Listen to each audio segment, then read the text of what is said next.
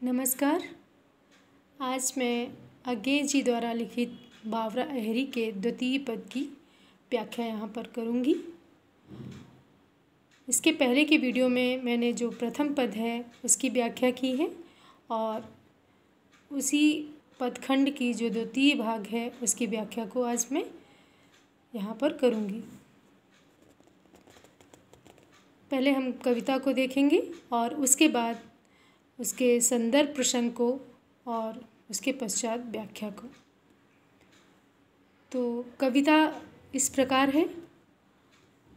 बावरे अहेरी रे कुछ भी अवध नहीं तुझे, सब आखेट है दुबकी की, छोड़कर क्या तू चला जाएगा। ले मैं खोल देता हूँ कपाट सारे, मेरे इस खंडहर की सिरा सिरा छेड़ दे।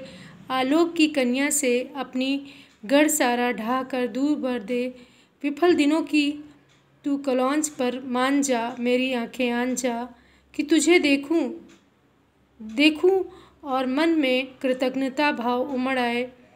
पहनूं सरोपे से ये कनक तार तेरे, बावरे अहेरी रे। यहाँ पर अज्ञे जी ने जो अहेरी है अर्थात सूर्य है उसको संबोधित करते हुए कहा है कि जो ये सारी चीज़ें हैं वो तुम्हारे शिकार मात्र हैं। ऐसा कौन सा विश्व में ऐसा कोई भी चीज़ नहीं है, कोई भी वस्तु नहीं है जिसका तू वध नहीं कर सकता। अवध अर्थात जिसका वध ना हो। विवर अर्थात गुफा, कलौंज कालिमा, दूह ढेर, मांझ जा अर्थात साफ कर दे। जब बर्तन आदि में कालिमा लगती है तो उसे जिस प्रकार से मजने से मांझ कर उसे साफ कर दिया जाता है, वैसे ही यहाँ पर जो अहंकार भाव है, कवि ने अपने अंदर के अहंकार भाव को मारने की बात यहाँ कलौंज की बात की है इस रचना के माध्यम से। और आंज जा अर्थात कागजल लगा जा, और सिरोपा अर्थात परिधान, एक तरह का वस्त्र। तो पहले हम प्रसंग और व्याख्या को देखेंगे। तो ये रचना जो है वो अज्ञे जी द्वारा विरचित बावरा अहेरी काव्य संकलन है, उससे उद्धृत है और इसमें सूर्य के व्यापक प्रकाश का चित्रण किया गया है।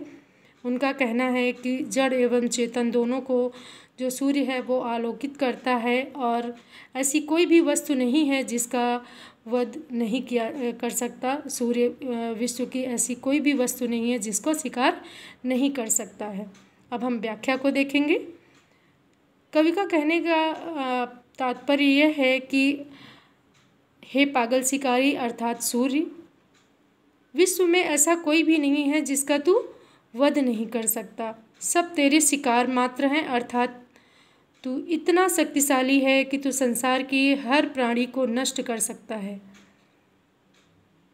जब तू इतना शक्तिशाली है तो मेरे भी एक काम कर दे, अर्थात मेरे जो मन की छिपी हुई अंधेरी गुफा है, मेरे मन की जो कालिमा है, और वो कालिमा क्या है? अहंकार भाव है व्यक्ति का जो मन के अंदर विद्यमान रहता है। तो यहाँ पर मन के जो अहंकार भाव है उसे नष्ट कर देने की बात कही गई है इस रचना के माध्यम से। तो मेरे मन की अंधेरी गुफा में जो कालिमा विद्यमान है, छिपी हुई है, उनको धो दो, उनको नष्ट कर दो। और हे प्रकाश पुंज सूर्य, क्या तुम उसे छिपी ही छोड़कर चले जाओगे, अर्थात मेरे मन के अहंकार भाव को नष्ट नहीं करोगे। मैं अपने हृदय के सारे दरवाजे खोल देता हूँ जिससे कि तेरा प्रकाश वहाँ तक पहुँच जाए और इसे नष्ट कर दे। तो मेरे खंडहर हृदय की एक एक नस को अपने आलोक की रश्मि बाणों के द्वारा छेद दो, अर्थात मेरे अंदर का जो अहंकार भाव है उसे ढहा कर नष्ट कर दो।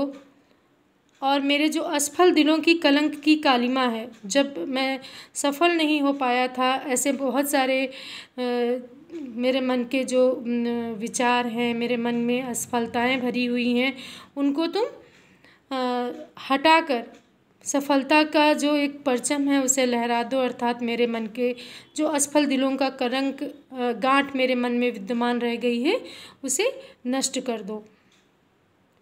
मेरी आँखों में काजल डाल दो ताकि मैं तुम्हें देख सकूं, तुम्हारे ज्ञान को मैं पहचान सकूं। तेरे इस उपकार के प्रति मेरे हृदय में कृतज्ञता के भाव जो उमड़ पड़े हैं।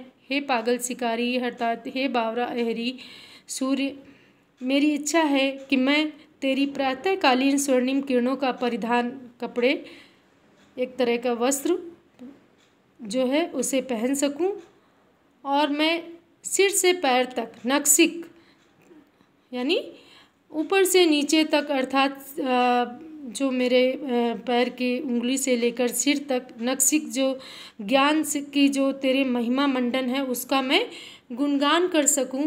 इस तरह से मुझे अपने अंदर समाहित कर ले और मेरे मन के अहंकार भाव को नष्ट कर दे। तो यहाँ पर अज्ञेय जी ने बहुत ही अच्छा भाव प्रदर्शित किया है। उन्होंने बताया है कि किस प्रकार से जो मन की कालिमा है, मन के जो असफल कुंठाएं हैं उसे नष्ट करने का आग्रह किया है सूर्य के माध्यम से।